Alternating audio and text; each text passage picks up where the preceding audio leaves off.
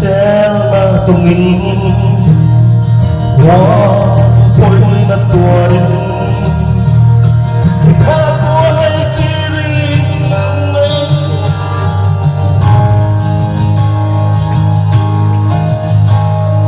ngân đi xóa những băng thiệp trăng lưng à tua mong về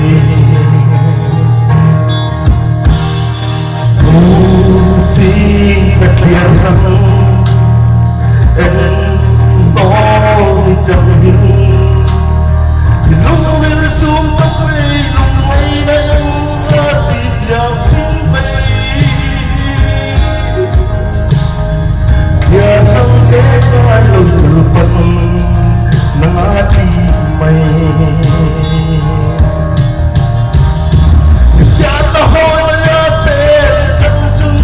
nhìn em xa nhìn tiếng lời mà nghe ya sẽ chẳng chung đi xua cõi rồi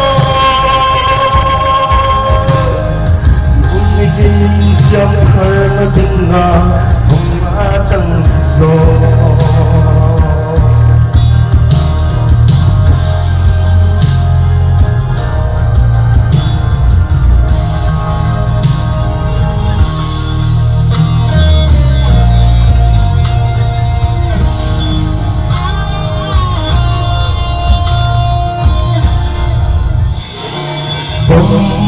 kín